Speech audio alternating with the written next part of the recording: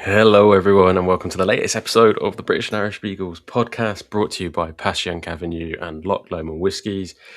It's been a while since we podded normally. It's been a while since I've podded. I think I've taken about 2 months off for various reasons. Nick has handily taken over the reins doing his Road to the Draft podcast, which themselves have taken a brief pause. So I'm back tonight. I was going to be solo, but I've roped in a couple of ringers last minute to come and join me. Rich Skinner, as you all will know from the UK Phillies podcast, more often than not, but has helped out here a couple of times. Also running the UK Flyers, if you're in that WhatsApp group of the PSI groups, doing a fine job of the Flyer side of things. I'm thoroughly enjoying the updates, and I did enjoy the fantasy league at the end of the season. Once I started really putting my foot down and trying. But Rich, thanks for joining me. How you doing, mate? Yeah, I'm good. Thanks for having me. It's always so always talking Phillies and Flyers, and obviously I'm a huge Eagles fan, so it's I usually kind of don't pay as much attention during the off season, but I'm always happy to talk Eagles, man. Well, that's it. It's been quite quiet for the last few weeks, and there's things that have been covered to death by other podcasts that obviously do it more often than not. So I wanted to kind of come on tonight and just have a sort of general chit chat, really, an off-season temperature check, if you will. And not only have I got Richard with me, but I brought on a long-term member of the British and Irish Eagles membership and PSI International, Mitch Simmons, offering it up to people who wanted to come on for a special guest appearance to see what it's like behind the scenes. And Mitch put his hand up above the parapet. So tonight you're the crash test dummy for bringing people on with no idea if they're going to no idea if it's going to go well or not. But I'm sure it'll be absolutely fine. So welcome, Mitch. How you doing, man? Thanks very much. I'm doing good, thanks. Yeah, not bad. It's strange to see behind the curtain. It's nice. It's good to have a good chat about just the Eagles in general. Just good to have a off season where we can finally actually chat and get other people's views, which is always good. Yeah, like I said, I've taken a massive break myself, so it's I feel a bit rusty coming back into the hot seat again. And Mick was taking over. We both decided then, you know what, let's just throw a bit more chaos into our already busy lives. And we both decided to try and sell our houses and buy other ones. And what I've discovered, and I don't know if you guys have ever spoken to anybody or know any Scottish people sort of on a personal level, and they've ever told you about how you go about selling a house in Scotland. But I was absolutely amazed to realise how kind of upside down in our view, it's like feels completely upside down. Like over here, you put your house, you can't really buy a house until you're in a position to buy it. So you have to put your house on the market, you have to sell it, you have to do all the stuff, and then you kind of start the chain if you need to. Well, in Scotland, I'm discovering that you don't need to do that. You can kind of just put your house up, but not only do you not sort of then put it on the market and have people come round here or there, you just kind of, it all gets like opened up and almost like an open house auction. So you kind of build up viewings. So like talking to Mick specifically, you end up having like 13 viewings planned for one Saturday. And then everyone who goes to this viewing puts like a blind bid for the house, what they think is what they want to pay for it. And essentially then it's like a lottery and you kind of win it. And then once you've won it, then you can go and buy, you can do that at another house, the one you want to buy. So you then take the other role again. And I was just like, I don't know about you guys, but that seems absolutely mental to me. That's Rich, far like, too much ball talk. It's sort of crazy, right? But yeah, Rich, do you know that was the case up in Scotland? No, I think house ownership is a bit of a pipe dream at the minute. Wow, yeah, maybe so. I mean, it sounds absolutely wild. I can't say I'm looking forward to the process, but I used to live in Scotland for a bit. Obviously, I was renting up there, so I never came across that. But as a first-time buyer, you'll get to experience the chaos. I'm assuming of putting these bids in if you at least I wouldn't have to wait to sell one at the same time. So yeah, enjoy being a first-time buyer. It's the best. I'm now going to be in a chain of sorts, and yeah, like I said, adding a few further chaos into an already stressful personal life. Yeah, why not just throw a bit more in and try and find a new home at the same time? Anyway, that's not what we're here for tonight.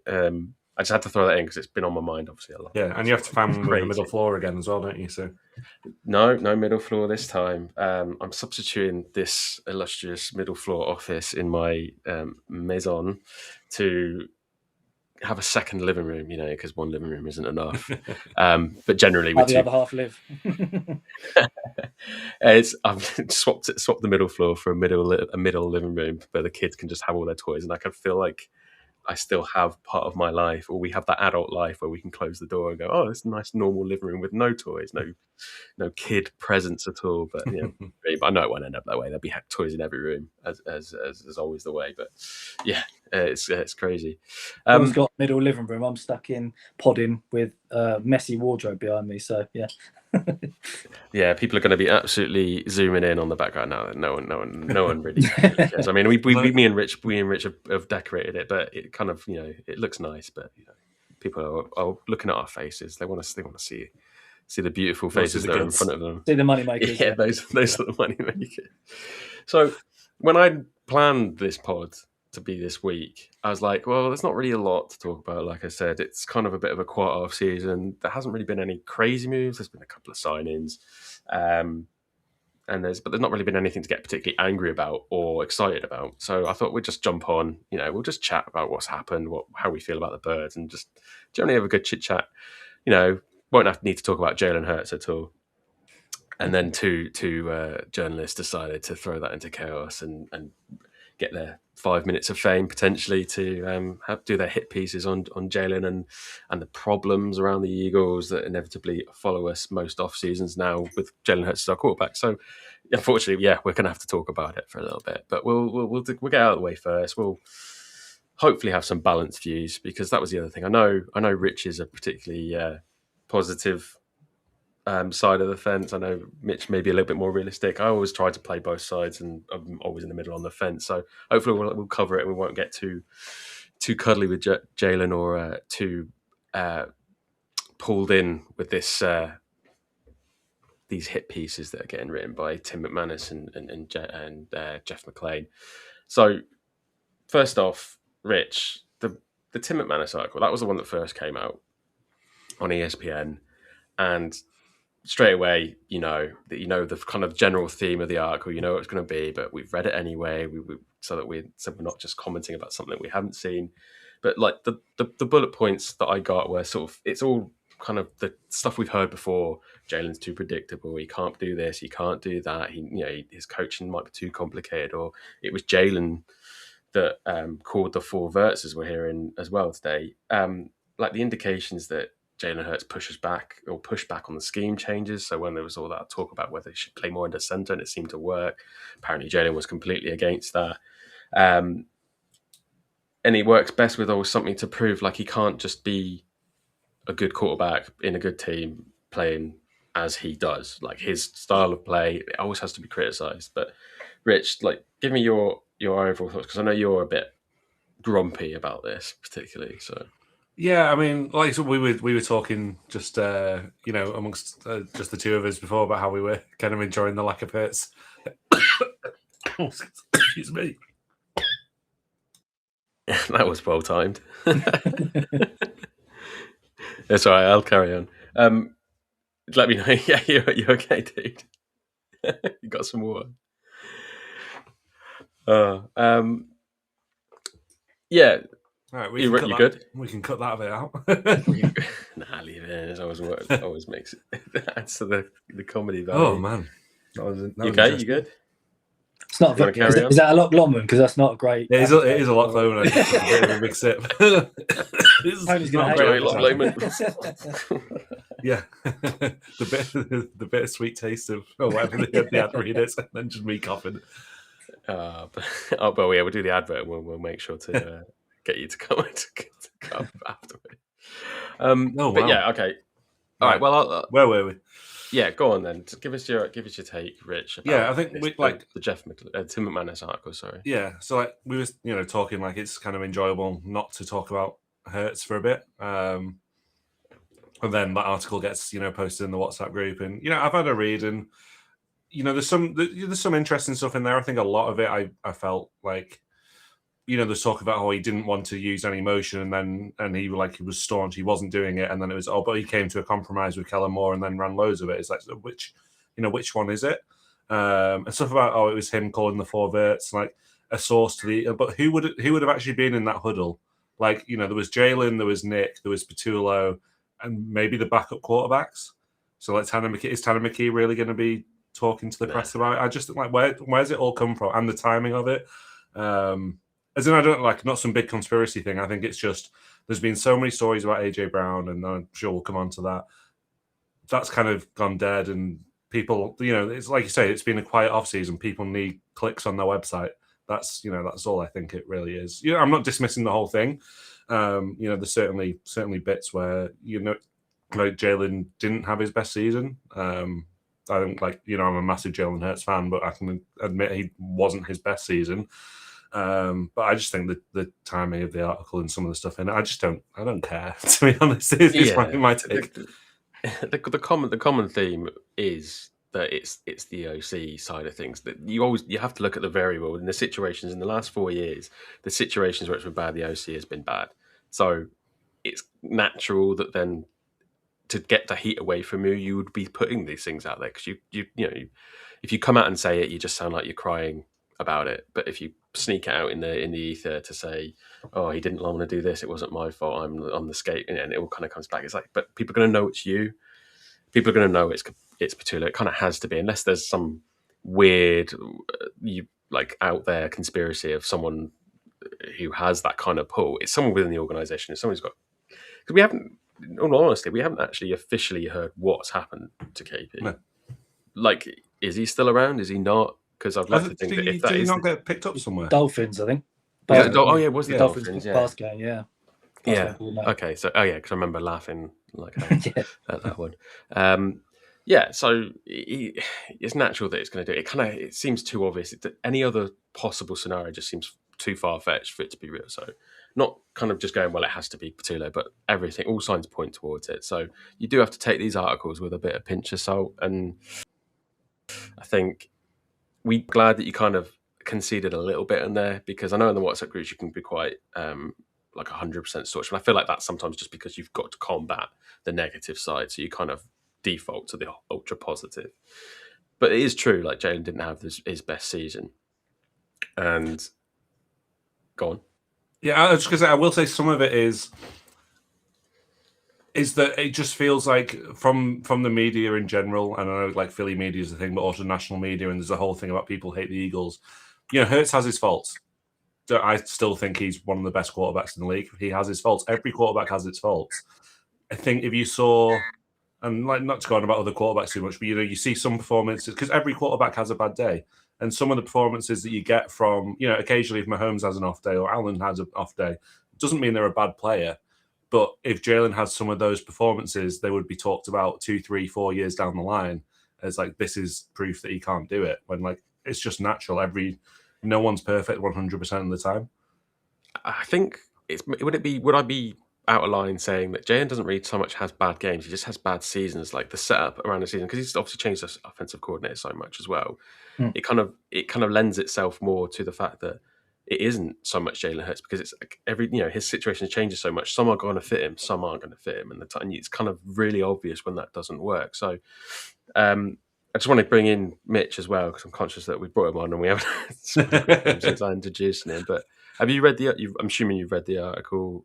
Mitch, do you have any sort of different take? Do you feel like there's a little bit more to it than maybe? No, it just seems to be all recycled takes, doesn't it? I mean, it's of the same mindset that I mean, this is just this pundit who's just twiddling his thumbs, and he needs something, so he goes, "Oh, what's the safe option?" It's an easy win. It's an easy target. Exactly, and he knows he's going to get clicks because it's Eagles, and everyone either as you say, Rich, hates the Eagles, or the Eagles fans hate each other and the team, and it's just it's an easy win. But I can see, I mean, anonymous sources, we always seem to have anonymous sources coming out. I mean, look at, as you say, Rich, like it came out that AJ Brown was a cancer in the locker room, and then everyone came out and said he's a leader, and he's one of the best guys in the locker room. So I think there's obviously credence to a lot of what he says, because it's been consistent, but at the same time, he's still going to be our quarterback next year, most likely the year after as well. I do think it's a make or break season for him,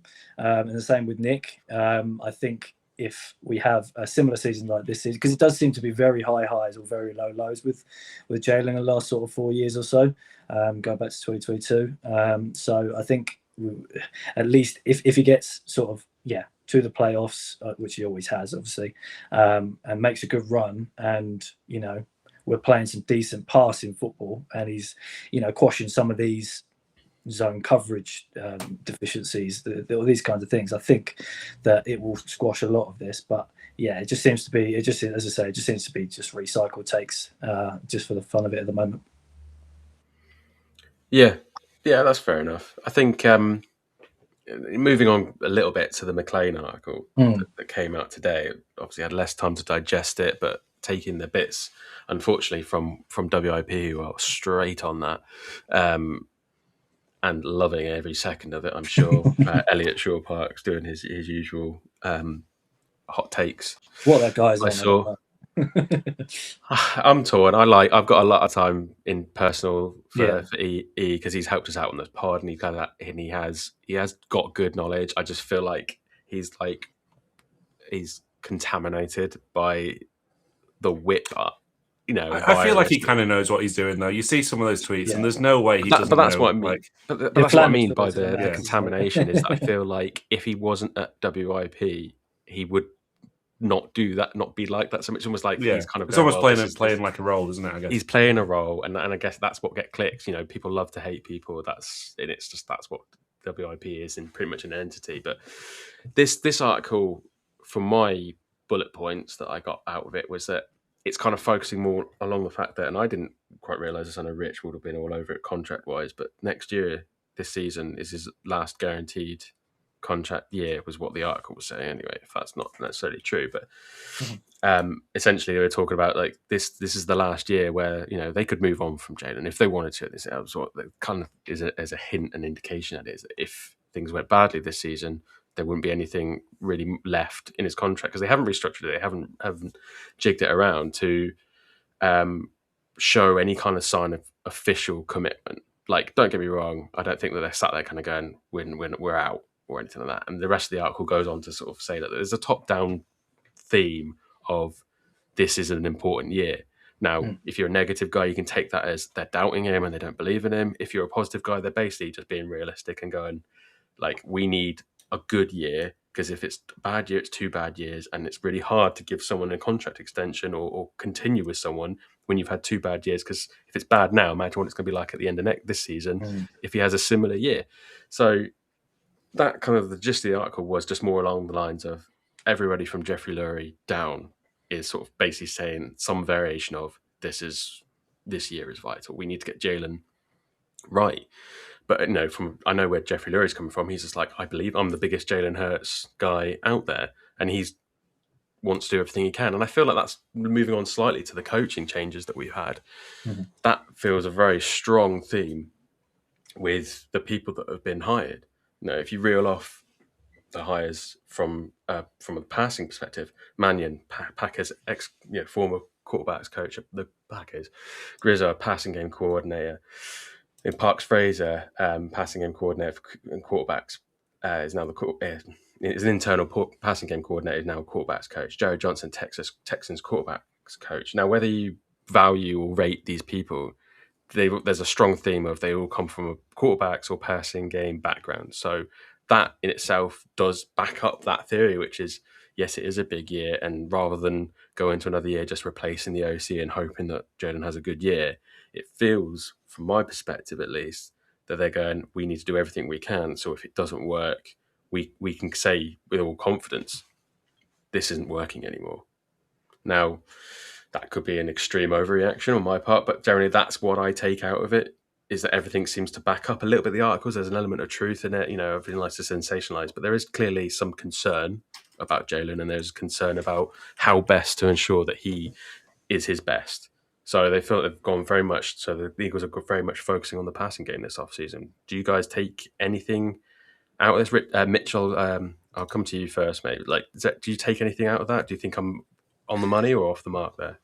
I definitely think there's definitely truth in that, because I mean, we couldn't have got any worse last year, the passing game. I mean, I guess we were right down the bottom of the league for passing stats, and Jalen's completion percentage, everything like that must have been towards the bottom of the league. So I think they're throwing as many darts as they can at the board, and just hoping something sticks. And I think that's a good way to do it in a way. It just, for me, it leans into the fact that with these guys, some of them are not, as you say, not very well known. They're not very experienced. As Mannion, he's never called plays in the NFL.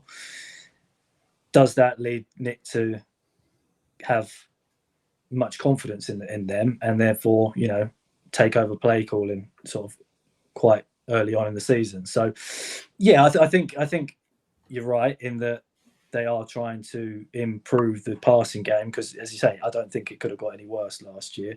And do they think that they've got the running game set? No, but they've got some continuity there. So obviously they've got Coach Singh sticking around. They've got Saquon. They've got, although they have got obviously a new offensive line coach this year with Jeff.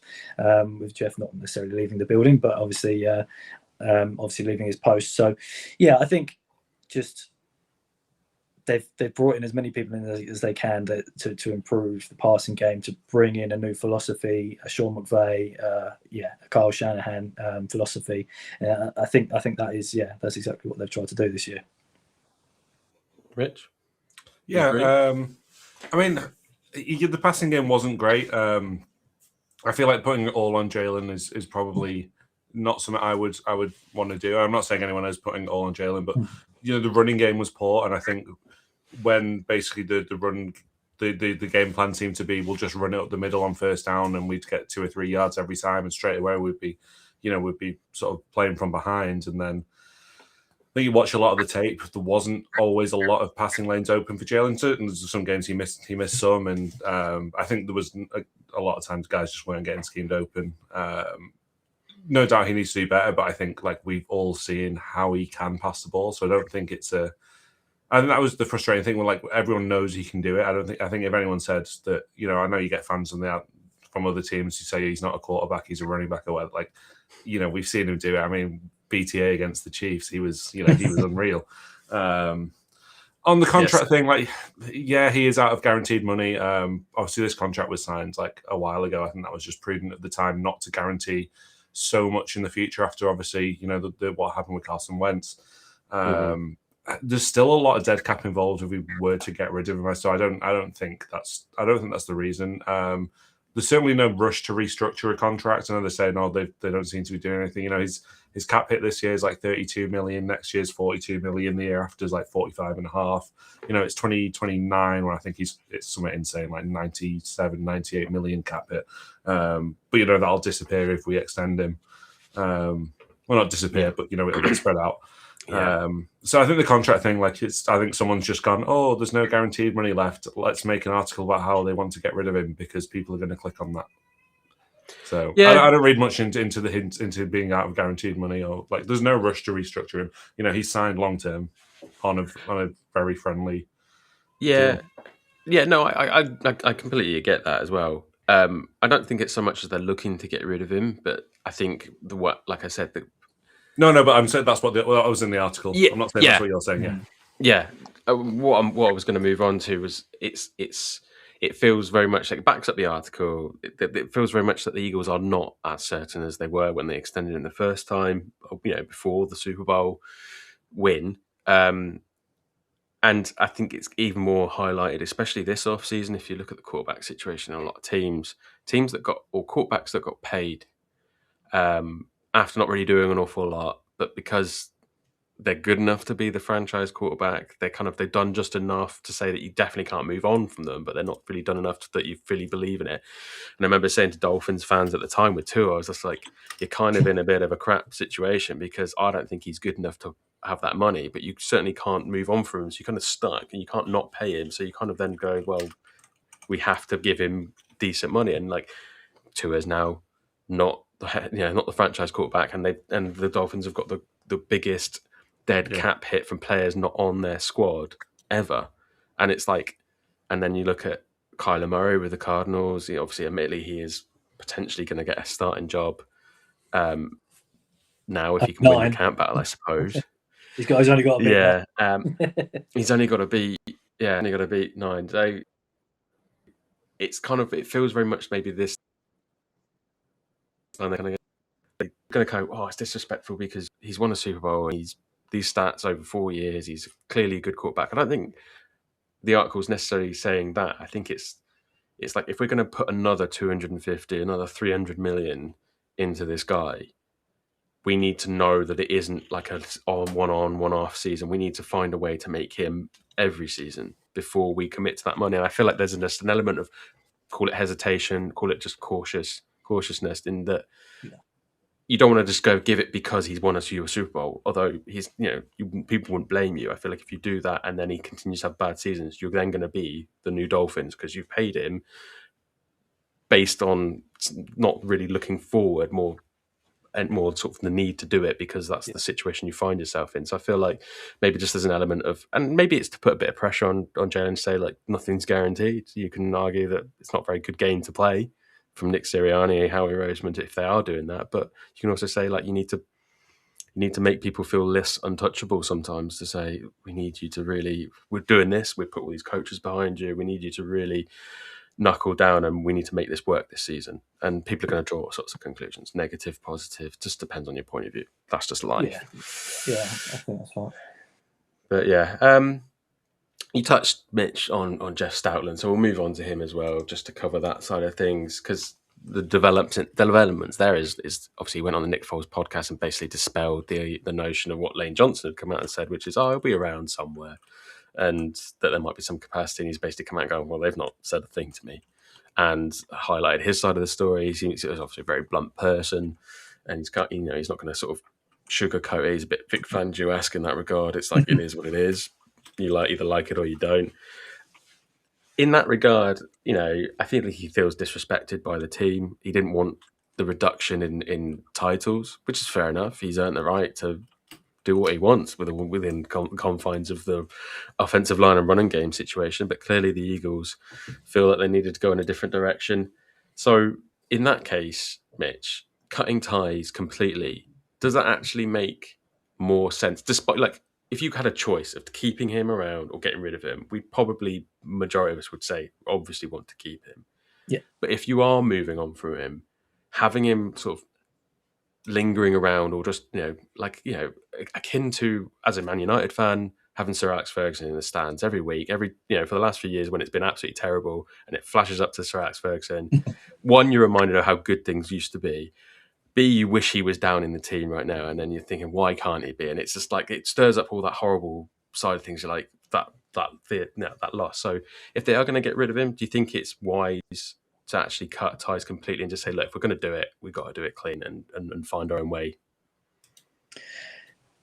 For me, you've got to keep a Hall of Fame coach around as long as possible, no matter what he's in there doing. I mean, even if it's from just a consulting standpoint, we've got a new guy coming in who was obviously from the Vikings, and he's going from a unit that was kind of middle of the pack to maybe top 10 to what should be one of the best in the league, and that's going to be huge pressure. So having someone like Jeff around, I think that will only help him. I think from a draft standpoint as well. So even if he just helps us with some of the analysis of the players coming out, I think that can only benefit us. It could save us drafting someone in the 5th round rather than the 3rd round and saving us some drafts. Yeah. So I get the fact of keeping him out and having a fresh start and giving these guys a chance to try and work with the team. But again, we came off a down year last year as well, so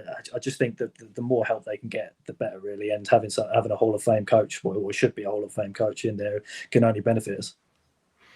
So it's Chris Cooper, who was the Vikings O-line coach for 4 years. He's come in as the new offensive line coach, and Ryan Mahaffey from the Packers coming as the run game / tight end coordinator. So they've clean swept. I think it's fairly obvious that Jeff Stoutland's not going to be back. Hell, maybe there is going to be a Howie phone call to Jeff Stoutland saying, maybe there is a little bit of goodwill gesture that Jeff Stout will want to see the right kind come in and say, if I was doing it, these are the guys, these are my guys in the draft, and maybe Hal would listen to it. But I kind of just get the feeling that they've done so much turnover behind the scenes in the team that they are looking for a clean sweep, and that it's like you can't have a half Jeff Stout and you have to have the whole thing or nothing at all. Rich, what's your take on it? Do you think it's a good idea that they're sort of kind of cutting ties completely? If you, with the context that he's no longer in his role, yes. Not that I would love to have seen him on the team in his role as was. But yeah, I think if he's gone, he needs to be gone and not just kind of hanging around like a sort of ex that's still living with you, and it's kind of it might be cordial, but it's a bit awkward. The creepy guy meme peeking over the hedge sort of thing. I think I'd go with that guy. Just a big guy. I don't think he'd sneak around. I don't know. I reckon he's got some sneaky skills. He can creep up behind you and give you a fright about. The other coaches that around the team, we've kept some people surprisingly. Obviously, you mentioned Coach Singleton, which we're all internally grateful for. Huge friend of the pod and great ally within the team to get insights every year. I'm sure we'll be getting him back on the podcast at some point later this summer before he has to go back to work. And we've kept Clint Hurt, defensive line coach, who's been hugely impactful. Yeah. I think that was one. We definitely lost a lot of good coaches, but at least, hey, we kept one. I think people are grateful for that, especially with the defensive linemen that we've got. And you need a big bloke like Clint Hurt to keep people like Jalen Carter and Jordan Davis. Admittedly, Jordan Davis is not as big as he was 2 years ago, but he's definitely got the defensive line as it's almost like Clint Hurt is the new Jeff Stoutland. He's kind of free reign, dude, just stick around and do what you need to do because it's working. No one's going to tell him what to do, and I like that. But Aaron Moorhead, wide receivers coach, is still here. Now, we've spoken about the passing game not being up to scratch. Wide receivers have to take some side of blame, and we all know we'll touch on AJ Brown's side of things in a minute, but the passing game wasn't great. The wide receivers were there was a few good moments, but generally across the season, it's just all about AJ Brown and the frustrations because the product on the field wasn't good enough to put that to bed. It's like, well, what's going on? Why was that not good? Why was this not good? So they've kept the wide receivers coach. And Rich, do you have any kind of strong feelings on that? I mean, I don't like it personally because I'm thinking if you're clean and sweep, he didn't. I don't really feel like he's done anything to deserve staying when others have gone. Admittedly, other teams poaching coaches is not us getting rid of them per se, but there's probably got to be a dime a dozen wide receiver coaches we could have maybe tried, especially with the people that brought in must know people. The short answer, no. I don't think we as fans will ever see enough of a day-to-day to know what they're doing and how they're affecting it. So I think, you can say, look, the wide receivers didn't have a great year. It must be on the coach. And I get the point of if other people have gone. But I just don't think we'll ever see enough from that positional coach standpoint. Obviously, you can see head coach and OC, and I know the stuff they do behind the scenes that we won't know, but, that's kind of, they have a more broader control. I think on an individual level, was it his fault that AJ Brown was just giving up on plays that he couldn't be bothered to make? I think that'd be, I just don't think, maybe he should have gone. Maybe he's a great coach. I don't know.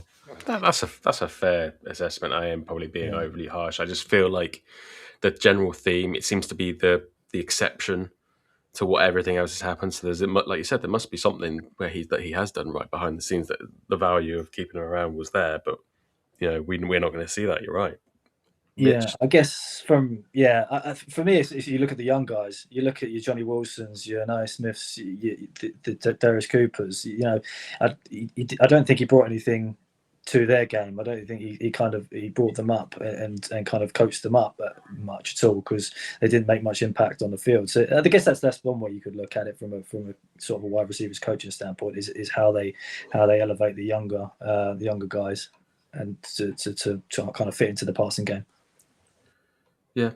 All right. Well, let's cover AJ Brown then quickly because again, Strip the band-aid off. It's the big talking point in the off season. It's Yeah, it's need to top off my Loch Lomond for this conversation, I think. Speaking of which, got these new little Gucci adverts that you can put on now. So if you're watching on YouTube or Spotify, you've got a nice little QR code up there. Real deal now, real deal. Grab yourself a bottle of Loch Lomond whiskey. If you remember, I'm running a bit low. Wow, yeah. Well, with your discount, Rich, it won't cost you too much either. So. I'm potentially a few days away from winning fantasy hockey, so we'll see. There might be a little gift in the fix. Well, that's one way to get yourself a bottle. There you go, Mitch. What you do is you create yourself a fantasy league and that no one else has anything. Any idea what they're doing, and you win it. Hey, Gary's team's been great. But anyway, AJ Brown. No, it's been great. Credit to you in all seriousness. You've done a sterling job of running that, man. But yeah, like it's flared up again because of the coaches getting together or all being interviewed at their nice little getaway together, day drinking. I'm quite jealous of that. It's great. Oh, well, Phil's gone. Yeah, I mean, it seems like a fun time. Oh, there he is. Oh, I've popped out. Where did you lose me? I didn't even tell me you that just, I lost you just said that they were day drinking and it seemed like day drinking, time. Yeah. And then you disappeared, maybe to go start drinking. But I know you've got a nice glass of red already, so. Yeah. Well, I say I love day drinking. The last time I was day drinking was when I was in the forces and I left 3 years ago. So, but yeah, so Mike Vrabel was being asked about it. He's obviously not doing anything to dispel the rumours because clearly the Patriots want AJ Brown. I don't think there's any secret about that, and I don't think it's particularly secretive that the Eagles would be okay moving on for him if the right offer comes along. But the discussion is going that I think the feeling now is obviously Diana Rossini has done her absolute darndest to make this trade happen, and when it didn't happen prior to the free agency frenzy, it's now going to shift to the post-June 1st trade. So I feel like we're all now just sat here going to talk this thing to death for the next 2 months until something does or doesn't happen again at the next deadline. And then it'll get pushed to the trade deadline, no doubt. Although I know that once we go past get close to the trade deadline, things like that become less likely. Howard doesn't really do that sort of thing. But Rich, I'm going to come to you, and I hope I'm not putting you too much on the spot because I did put it in the notes to do with his cap situation. Talk us through the cap situation and the difference between a pre and post June trade. Yeah, so basically, like the simple way that the Eagles structure most of their contracts is we pay like the minimum salary, and then obviously they get their signing bonus. But every year, pretty much the start of the league season, they get a roster bonus, which is basically how we pay them instead of paying them a salary. So that money, we can spread that bonus out over 5 years. But then if the players to be traded or cut, all that money, it's not new money that we need to, when they talk about this dead cap, always, if we cut him, or if we trade him, post June 1st, pre June 1st, it's going to add like 48 million onto our cap. That's not new money. We've already paid him that in bonuses. It's just that's all accounted for in future years. So that's all just accelerates onto the current cap.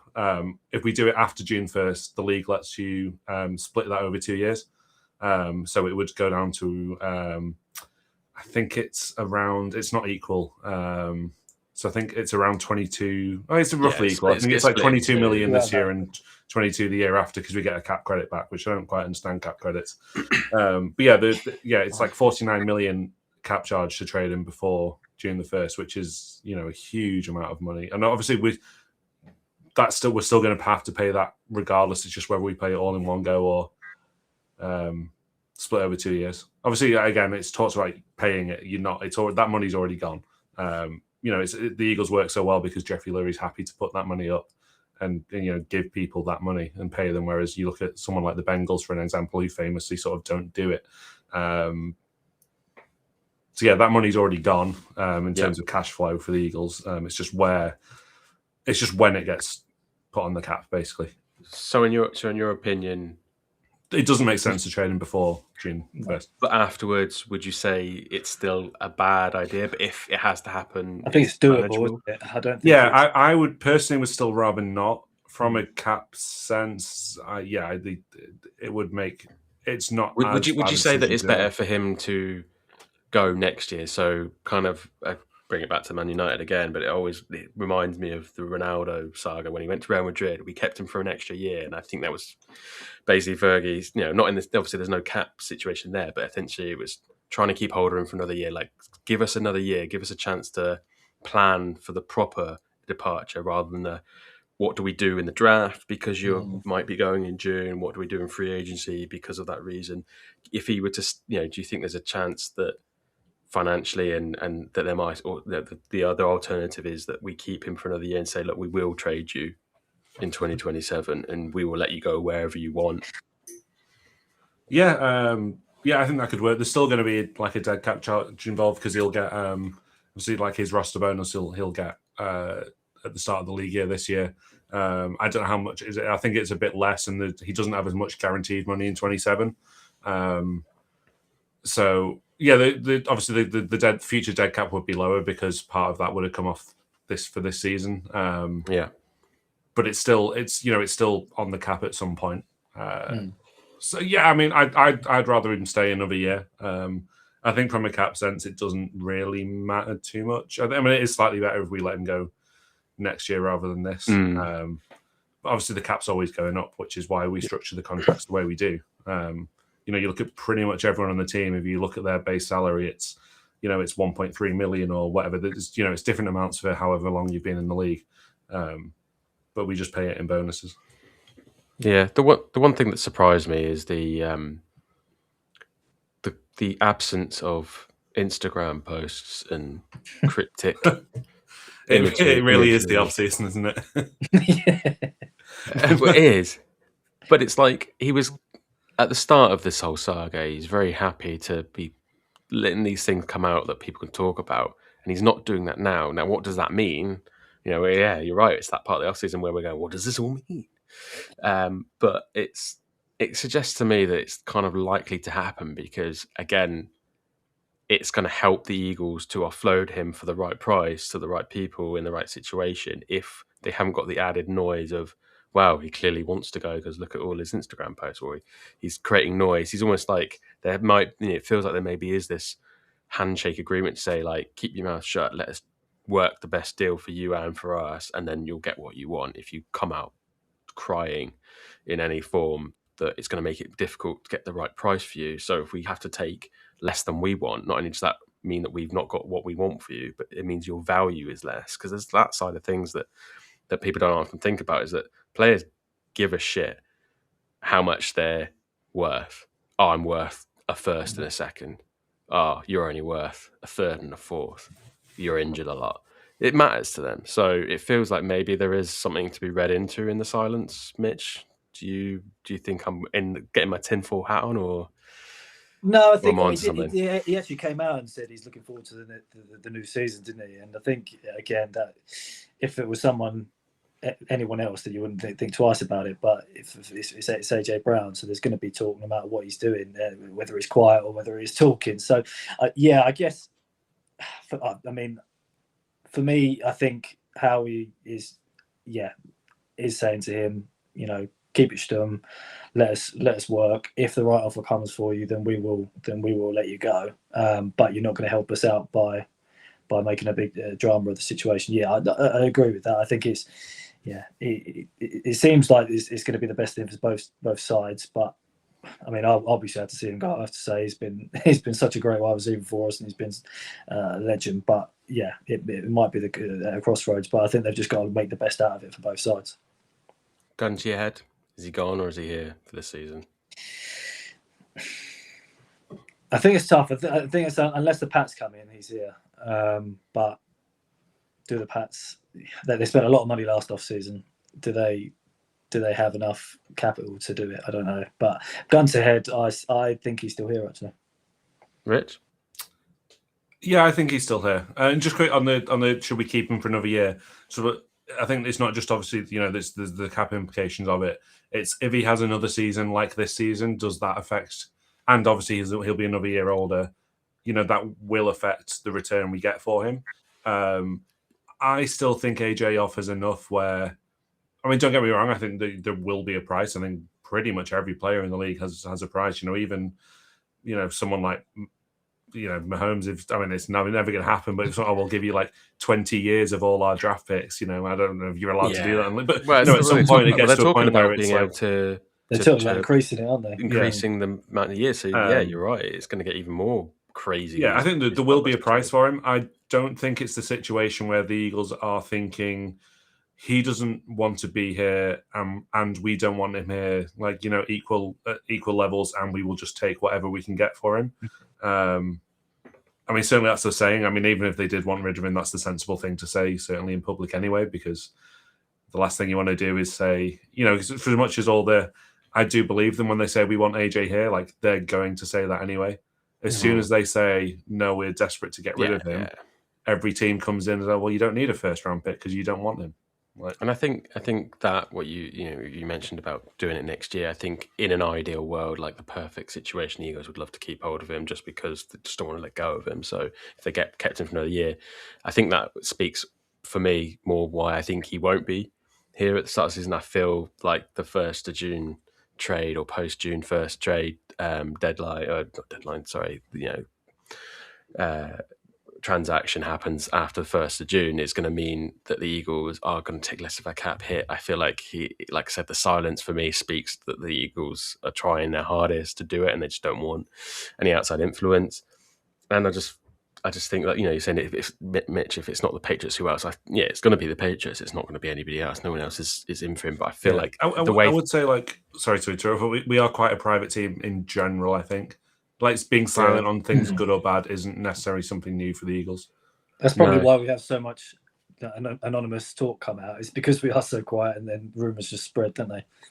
It's things inevitably get out. I feel like the Barkley trade came out of nowhere, and the signing and the Barkley extension just came out of nowhere, and I think we just get things done behind closed doors until Brandon Graham goes on a podcast and runs his mouth. Yeah, I think it'll be interesting to see from the draft standpoint as well. So what our draft view on wide receivers is, because if we end up looking at, well, even going up a few to grab a wide receiver, that they're sort of not necessarily sort of planning for him to go this season, but even just for someone to come in and sort of learn the ropes and then take over the next year, it'll give you a reasonably good indication, I think. Well, good friends of the podcast, good teams win, great teams cover.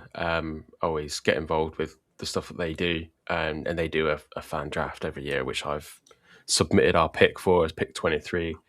We've gone for Max Iheanacho, offensive tackle.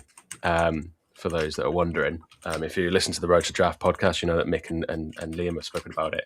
But I mentioned I did a little video, so I mentioned, obviously we've got a wide receivers saga going on, but I really can't see us picking up a first round wide receiver, because that will impact. If we are picking him up because we're getting rid of AJ Brown, then it shows our hand and it makes us weaker in terms of the negotiation. So I don't think that's a very sensible move.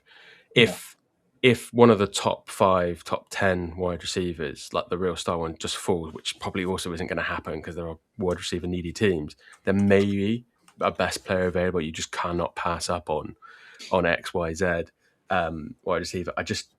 It's the cart before the horse. Do you know what I mean? If you pick a wide receiver, then people know that you're probably, you're almost certain to be getting rid of AJ Brown. Your position gets weaker, so that you have to do that knowing you're probably not going to get what you want for AJ Brown. And that has so many knock-on effects. It just doesn't make sense. Yeah, that is also the other connotation to when AJ Brown's traded. Obviously, post June 1st is post draft, which means any compensation we get is for a year's time and doesn't help us this season. So that would be probably the only reason where you would think, let's take the cap hit. Say someone offers a really good first round pick and there's someone on the board you think you can get that you really like. That would be a consideration, but I don't know. That was a season, isn't it? I'm sure it's gonna come up again. Yeah, the 2027 draft is supposed to be really good as well. So well, they say that every year. It could be good. No, they did say this was going to be a very poor draft. So. But I mean, there was talk of the Rams because of them having additional first round picks and having quite a good first round picks if they were willing to do it. But I would, obviously there's no chance that the Rams are going to have to be able to pay enough to go in conference. But yeah, maybe if that has, but it just feels very much like you'd have to be playing a very dangerous game if you were planning to replace AJ Brown before you've gotten rid of him. Yeah. So it doesn't make sense. So I feel like it's not like to happen. We might pick up the next Amon-Ra St. Brown in round 3, 4, and come out of it shine like that. So I think that's probably more likely situation. We don't want to show a hand with AJ Brown. Okay, so we're wrapping up to the end nearly. We've got a few more things to talk about, but before we do, I'm just going to click on the advert, let you listen to some Loch Lomond, dulcet tones of Mick talking about how nice the Loch Lomond that Rich is also drinking on the podcast, and we'll be back in 60 seconds. Celebrate victories, rally through challenges, and bond with fellow fans as you toast with a dram of Loch Lomond single malt whisky. From tailgating gatherings to watch parties at home, Loch Lomond whisky becomes an essential companion, enhancing the moments that make football so extraordinary. It's the perfect accompaniment, from the joy of victory to the bittersweet moments of defeat. Loch Lomond offer a wide range of malts, with their flagship perfectly balanced, and signature expressions Inchmoan and Inchmuren to suit any taste palette. Celebrate greatness on and off the field this season with a perfect balance of Loch Lomond whisky and Eagles football. From the first pour to the crowd roar. Fly Eagles fly.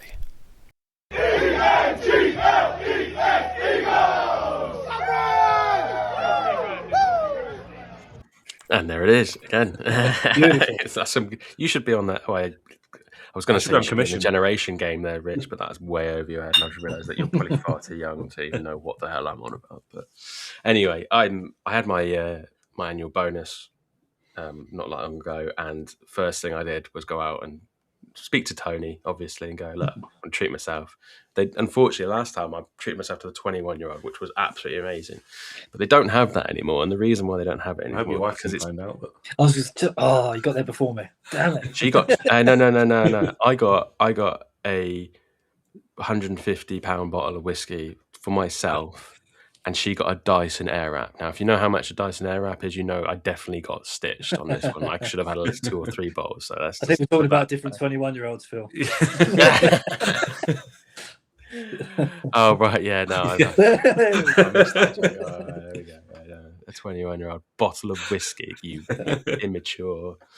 Anyway, I am, but it's the 21-year-old has now been in existence. Bottle of whiskey, 21-year-old, been around for so long now that it's going to come a 25-year-old signature bottle, and I'm like, that sounds a bit better. Yeah, I have to say. Yeah, much more acceptable age. Yeah, 100%. But anyway, this time I went for a 16-year-old bottle of Waypoint, which was exceptional, and I made sure to put the Waypoint in the bottle in that sentence there. It's just gonna throw me off now. We're not coming back on. No, yeah, I'm one of them. Right. Okay, let's get back to the serious stuff. So we've covered the coaching. The only other thing really is just to briefly cover, because I don't know half of these players, because it's the same. It's that part of the off season where the Eagles are signing random off cuts, some good, some bad. There's Tariq Woolen and Hollywood Brown aside. They're all just people that are, camp bodies to hopefully compete for places, and we might find the next guy who's going to make a real difference to the team for pennies, which is one of Howie's probably favourite parts is finding those cheap diamonds. So I'll quickly run through it. We've got Tariq Woolen, we've got Johnny Munt at tight end, we brought in linebacker Ebiketie, brought in Damian Pierce at running back. We got rid of Sidney Brown, which I think we can touch on as well. We signed Marcus Epps. We brought in quarterback Andy Dalton. Elijah Moore, also known as potentially AJ Brown Whisperer. You never know. And then edge Tryon Shainka, which I think is a favourite of Beowulf. Listened to the PHLY pod the other day. And as recently as 2 days ago, we signed linebacker Chandler Martin. Now, like I said, half of those, I have no idea anything about them. I may have heard their names before, but they are just camp bodies. But Anybody, Mitch, for you that the Eagles have signed or let go in case of Sydney Brown that sort of stands out to you, and why? Like, does it give you? Does it make you think that things are happening, or are you kind of going, nothing's really popping out at me yet? No, I mean, Damien Pearce was one that did pop out for me, actually. It was one that I saw his rookie year. He was going to be the next big thing. And I think that running back room now, I'm not sold on Will Shipley yet. I don't think he's shown us enough.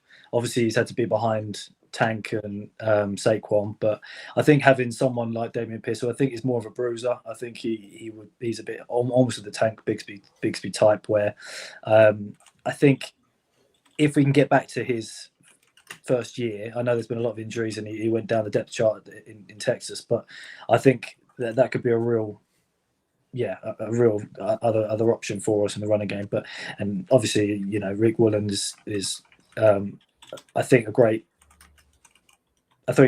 get for us, because it just makes us, definitely the best sort of backfield other than safety, obviously, in the league, because that him, DeJean and Quignon, I think we've got both sides covered quite easily with those two, and obviously with wide receivers in the league, they're getting three deep easily. So I think you need to have a good three tandem, as we saw last year when we were really struggling with that second option on the outside. So those are obviously the two main ones for me.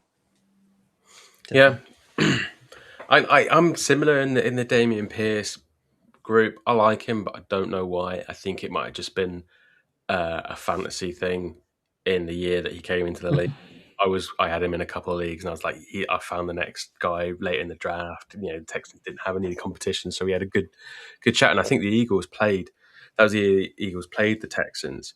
They were like the worst team in the league, and we struggled to beat them. And one of the reasons was Damien Pearce had a really good game on the ground, and we did keep them at arm's length to extent, but it was nowhere near comfortable. And he seemed like a really, really good, like you said, a bruiser prospect who had a real good future. And then the following season, injuries, but they're just, I always find it really frustrating when you see a player have a good season and then suddenly the next season it's just like he's completely out of favour. And you're like, I know there's a multitude of reasons he could be a dickhead, and the team just like, no, we're not going to put up with you, and it's not been good enough to invest in. Or the injury is. Even though Mixon went, I have no idea where he went, and he's still getting there. It's a bit of a. I thought it's a bit of one of those. Lost both of his legs pretty much at this point. Well, yeah.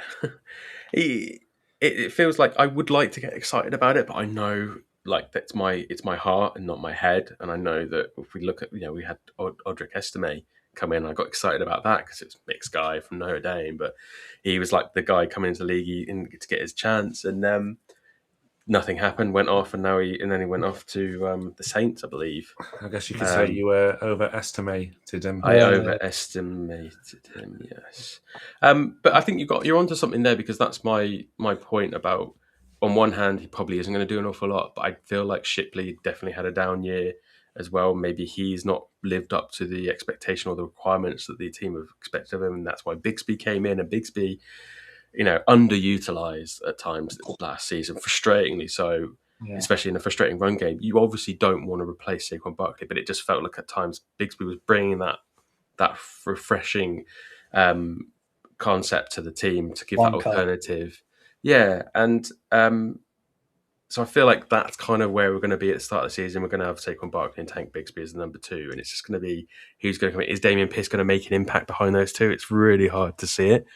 But my heart is like, yay, I get to see, maybe it will, and it'll maybe be exciting. You never know. But yeah, it's hard to get too excited about that. It's the Tariq Woolen is the interesting one as well, because it's the most show-stopping one, Rich, as well.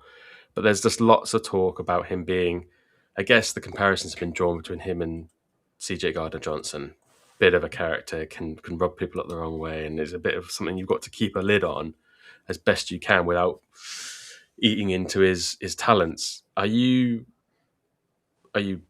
ever excited by this, Rick Woolen, or are you kind of being a bit like, his name is greater than what I feel like the impact is going to be? I think I think he has the talent and the whole thing of, I mean, we broadly manage CJ. Like, Jalen Carter seems to be doing fine. I think there's enough sensible heads in the room where that shouldn't be an issue.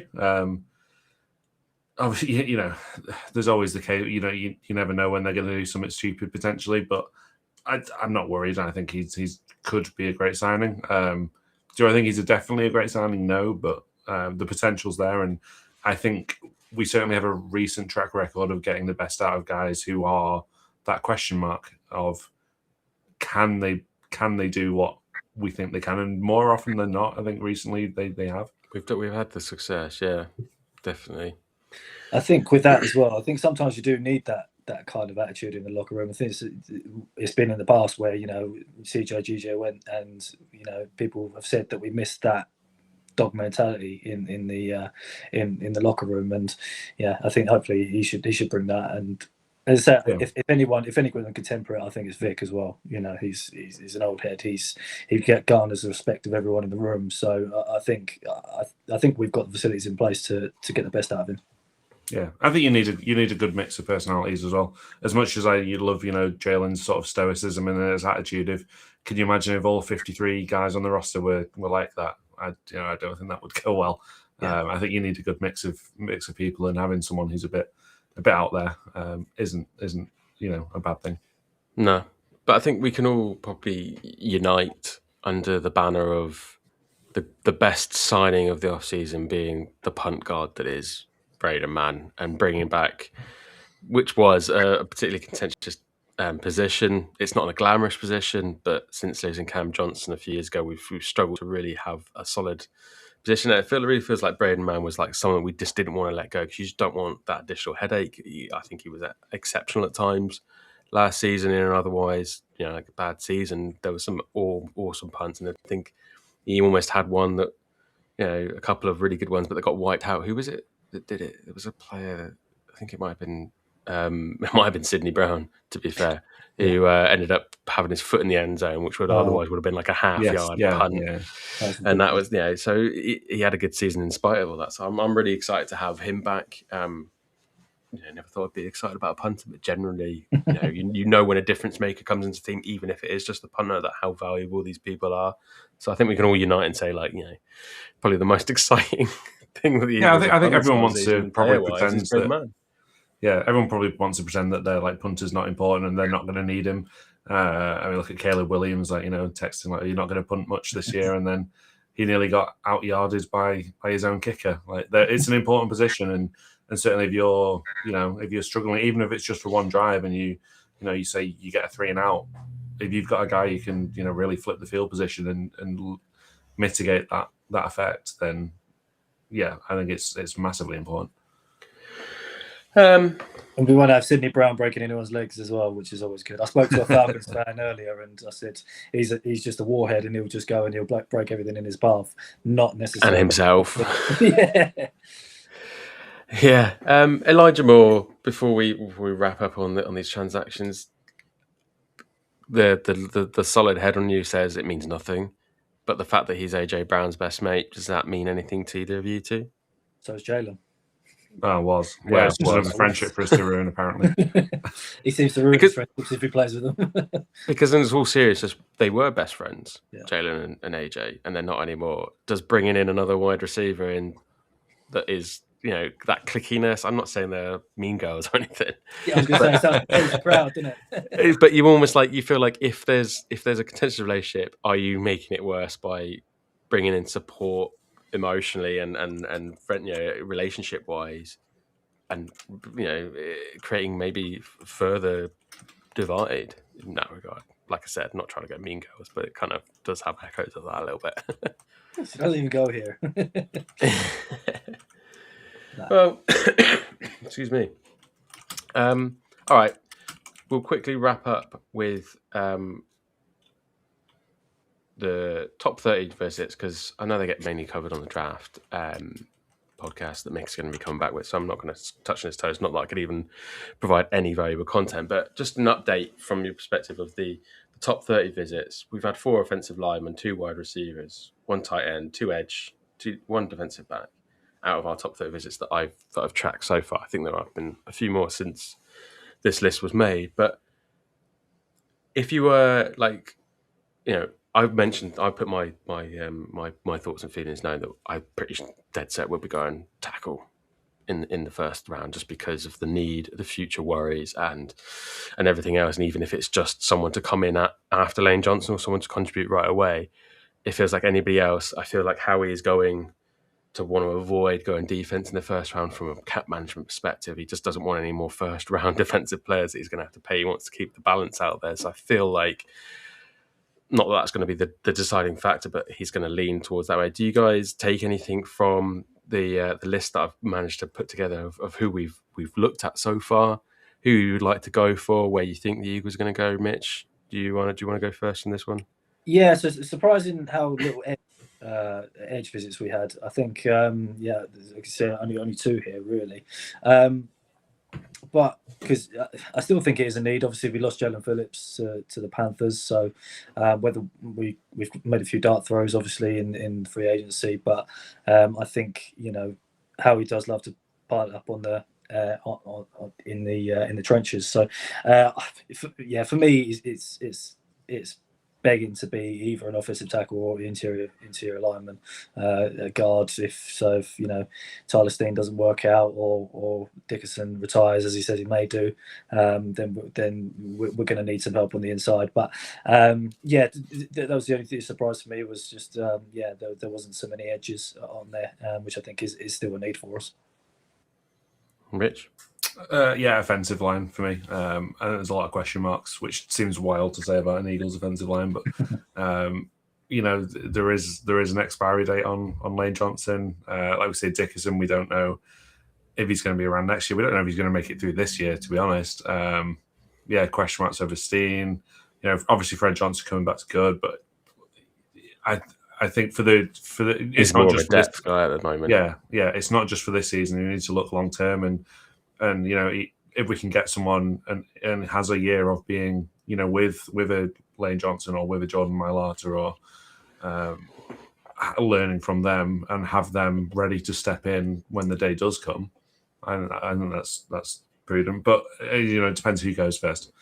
As much as we should take an OL first if the best ones all go, and I'm a big believer it's just best player available, to an extent. Yeah.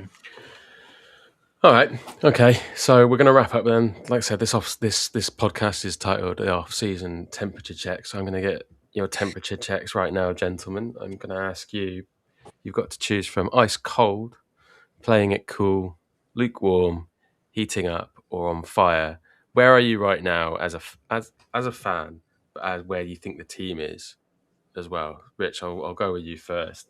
Give me your temperature check for the Eagles and yourself. I don't think anyone will be surprised. I'm at heating up.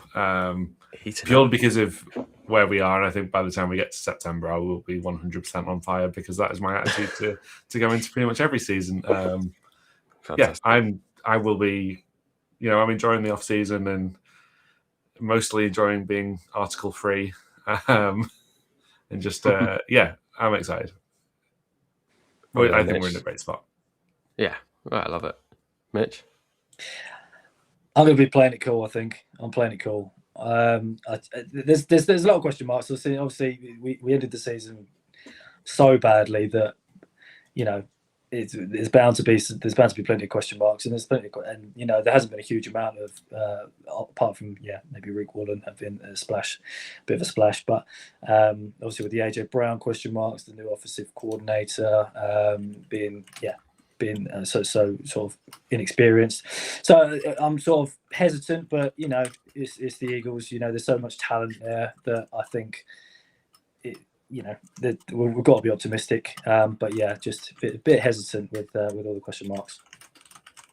Yeah, I'd say before I give my version, I listened to the Ring of Fantasy NFL show as well, and they're drafting and ranking everything over the summer. Some are ridiculous, some not so much. But the kind of one that fell in the ridiculous and quite good column was they drafted teams with vibes over expectation. at the end of the season. So basically, where you were at the end of the season versus where you are now, teams that have the biggest gap. Obviously, the people who are getting drafted first is like the people that ended the season, like the Raiders, and now the expectation or the excitement is high. So they were drafted people. But it was quite interesting, and shockingly enough, the Eagles were bang in the middle because we kind of can't complain too much, but we've lost, and nothing really feels like the needle's moved too much from the middle. We've lost bits, we've gained bits, and we've gained a lot of coaches. So you could argue maybe the optimism, the expectation, over expectation is slightly higher because there's so many new things. So the possibility of things being exceptionally better are high, but also I guess you can argue that it could all capitulate and not work out at all. So I think people are rightly nervous and being in the middle, and that's kind of where I am as well. I'd say I'd probably be lukewarm, shock, horror to everybody. Phil sits on the fence.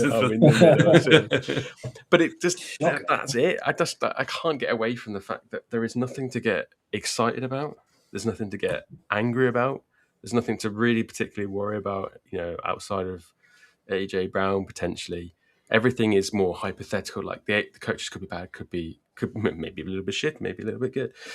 We just don't know at this stage. So there's no point worrying about it. So I'm kind of just sat in the middle going, there's nothing that's making me worry. There's nothing making me get angry. So I'm kind of just coasting along in the middle, and then maybe something blockbuster will come along.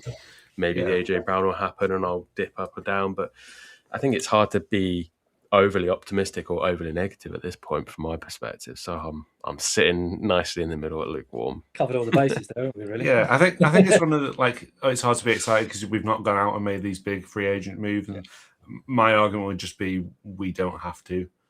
Still have we still have Jalen, we still have Saquon, AJ Brown for now. If not, we've still got Smitty, DeGene, Quinion, Jalen Carter. We've got all these amazing players that won us the Super Bowl, and we're not missing, all that much of the, the real core of that team. It's not flash to say, oh, it's the same team, but it's pretty much the same team that was one of the best teams in the league. Oh, I started feeling a bit of warmth there for a second, Rich. So maybe I'll lean towards that. But no, I'm happy where I am at the moment. I completely understand and accept where you're coming from. And if I ever need that kind of positivity, I know where to come to, because you have that ability to be confident in the optimism. I'm just always a person that's frightened of it falling flat on my face. So I can never get too excited unless I have something substantial to get my teeth into. So that probably explains why I'm always on the fence. So there you go, a little bit of insight into me. But yeah, so I'm just going to wrap up now. Thanks ever so much, guys, for joining me and getting me through this one without my usual cohorts available. So very much appreciated. Just want to say that, it's great that you guys are members. I know, Rich, you've stepped up from being a member into the UK Flyers, but as ever, we appreciate everyone that's come in and been part of the organisation, the WhatsApp groups, the emails, and everything's been great. On the screen at the moment, I know it's a joke, a bit of a QR code to join up as a member if you're not already a member. But, not to put you guys on the spot, but what we've created and how great it is being part of the PSI Eagles, PSI Phillies, PSI Flyers, and the British and Irish Eagles organisation. What's how you guys enjoyed the first year since we're coming up to the first anniversary of PSI. What have you liked most? What have you enjoyed the most about it, and what are you looking forward to in year 2? I think for me, it's definitely just the increase in members. Really, I think is from different viewpoints, and obviously I've started getting into baseball, so I was able to join into the Phillies chat and get a bit more insight into how the Phillies fans are and what they think of the team, and learn a bit more about the sport. And I think it's just been great to just interact with more Philly fans, really, as crazy as they are. Yeah, I think it's similar for me. I think of anyone who's, obviously, I know you've been to Philly, Phil. That was almost a tongue twister.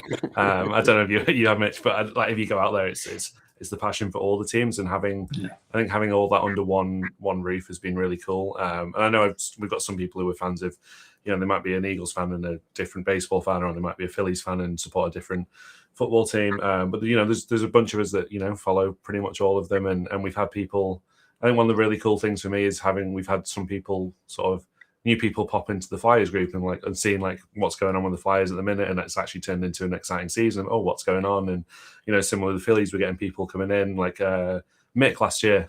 Kind of started, I don't really get this, and then a few months in the line, he was like sending all exclamation mark messages for Schwarbombs, like after saying, "Oh, I'm not really sure," and like, the game's always this long and stuff, and then it clicked. So that's been really exciting. People discovering the other sports, and it's a passionate city. It's cool to see that over here as well. Yeah, you're absolutely right. We started it to bring all corners of the Philly sports together, but it doesn't always work that way. You don't have to be a fan of all of it. We just wanted to bring it all together so that we've got the community of Philly sports. Dave and his insatiable passion, infectious passion for the game that's bringing people into the Phillies.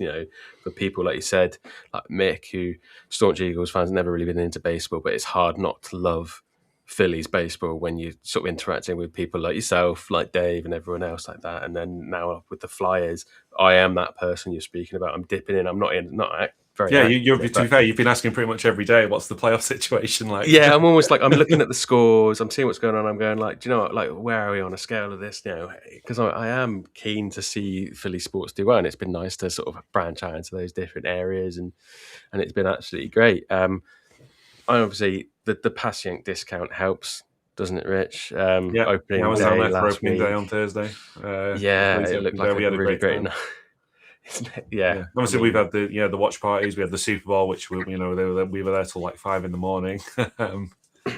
Yeah, and we will definitely be going down there again this year. I was speaking to someone from the group privately the other day, saying like that they're quite new to the fandom, and they're sort of looking forward to try and get down to Passyunk, and are we going to be going down there? And I said, absolutely. As soon as the schedule's released, that'll be one of the first things on the list, is identifying a couple of days where hopefully, like last year, we can get the Phillies and the Eagles on the same night, and maybe the Flyers as well, or the 76ers. But it's just trying to bring it all together, because it's great going down there for one sport. It's amazing to go down there for a couple, and that Kansas City doubleheader was fantastic.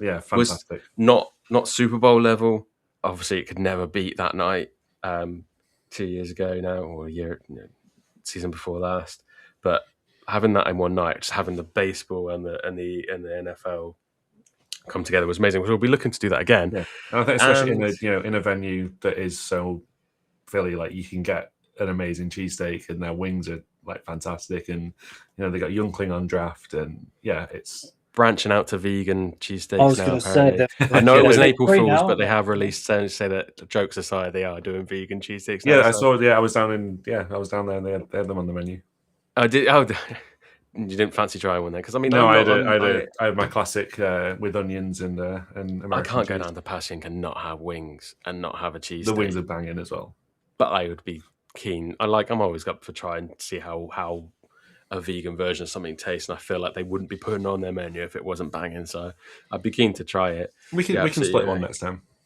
Yeah, well, with the discount, man. Yeah, 20% for being a member of the British and Irish Eagles and PSI community. So, it makes a good night even better going and doing that. But obviously, there's also the speculation that the Eagles are going to come over this year.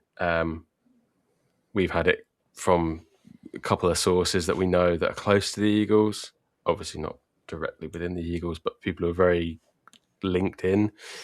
That there's it's at 75% was what they've said to us. So. Seems confident, but imagine the scenes. I mean, I wasn't an Eagles. Oh, well, I was an Eagles fan technically. That's when I'd started becoming a fan, but I was actually in America at the time, so I never got to experience the Eagles coming over in 2018. But from all accounts, people who have been there say it was probably one of the best weeks of their life. So seeing Wendell Smallwood run into the end zone at the Wembley Stadium was something else. We did see the Saquon backwards hurdle, Phil, on the Birds Fly Home. Yeah, in Birds Fly Home, we've had some particularly eagle moments. Wendell Smallwood, Saquon. But if the Phillies coming over 2 years ago is anything to go by, it's just an absolutely crazy week, because Phillies passion for sports, it transcends across to us. We are super passionate, and imagine having the team over, pulling pints with Brent Selleck in Passing in 2018. God knows what we get up to this time around, but guarantee you that Passing's going to be absolutely banging if they come over. They're going to be putting on loads of events, no doubt. So keep an eye out for that. All eyes are looking forward to May and the schedule release, like I said, for multiple reasons. But yeah, that's kind of all I have to say tonight, guys. Just wanted to put how do people join up, Phil, if they're not watching and can't see a QR code? Very good. Thank you for the direction. Yeah, so if you go to phillysportsinternational.com and you can join up there to become a member, subscribe to us. Like I said, you get access to the WhatsApp groups, competitions, giveaways, the fantasy prizes that I managed to get hold of from the Eagles each year are absolutely incredible. Mitch, you can vouch for that. You got one this year as well, didn't you? My Saquon signed helmet is pride of place in my living room. Signed helmets, signed balls. I mean, admittedly, one of the prizes didn't get collected by Royal Mail, got delivered to me this week, and God, it took every fibre of my being just to not say anything. But I've sent it back out today begrudgingly. But I was like, I'd love to keep one of these prizes one time. I mean, I've got the signed Brandon Graham for a few years ago now, but right behind me. But it's some of these prizes are absolutely amazing. And I know Dave gets incredible stuff sent over from the Phillies running competitions this year. So it's absolutely worth the membership fee, which then, like I said, gets you access to Passyunk Avenue and the discount as well. New Zach Wheeler bobblehead I picked up on opening day. You're going to have to go and get that, Rich. There we go. Bring it close to the screen. I can't see it from here. There we go. It's there. He's there. He's there. Oh, bless. Yeah, but some amazing stuff. I might not be wearing pants, Phil. You never know. I did not think of that when I did not think of that. I am. If you just got up and this is the interview all over again. What colour underwear are you wearing? With I just had visions then of you getting up with gritty underwear on, or the Fanatic underwear, and just seeing this Fanatic on your ass as you walk over to get it. That would have been the perfect slapstick way to end this podcast. But yeah, just like I said, please get to the Philly Sports International and sign up, become a member, get involved in as much as you would like to in the Philly Sports fandom. But it's more than makes up for itself with the fantasy prizes, the WhatsApp groups, the competition, the lock loan, and the discounts at Passyunk. Am I missing anything? I don't think so. It's there. We like to think we give a lot of bang for our buck, and the more you do it, and the access to Birds Fly Home and any other trips that get organised by Dave or yourself if you end up going over for Flyers trip one day. It's all worth getting involved with, guys, and it's more than worth getting involved and being part of the group, especially on the when the Eagles season kicks off again and your WhatsApp messages go to about 1,000 if you go to sleep for a late game and you wake up in the morning going, this is either a really good sign or a really bad sign. But it's sort of in a bustling community and there's constantly stuff going on, and it's just an amazing thing to be part of, and I'm really proud to be part of it and be operating it along with you, Rich, at the moment, and then having people like Mitch involved. So I think that's it. I think I've covered everything. I'm going to take away the QR code for joining up and wrap us out. Thanks ever so much, guys. We've tried to keep it conversational. We've gone on quite a little bit over what I anticipated, so I appreciate you guys sticking with me and sticking with the podcast. Like I said, Mick and Liam will probably be back with some more Road to the Draft as we build up. We will also be doing our annual draft competition for another chance to win a bottle of Loch Lomond whiskey, most likely, Rich. So you can get involved in that, predicting who people are going to take, who the Eagles are going to take, whether they're going to trade up, trade back, how many kickers are going to get taken in the third round. I don't know. I've asked Mick to come up with a question, so the competition will be coming out soon for those that get involved. So make sure to keep an eye out on that, and as a members and on our social media posts. And I will wrap up there. And thanks so much for joining, guys. And I'll see you guys soon. And go Birds. Go Birds. Go Birds.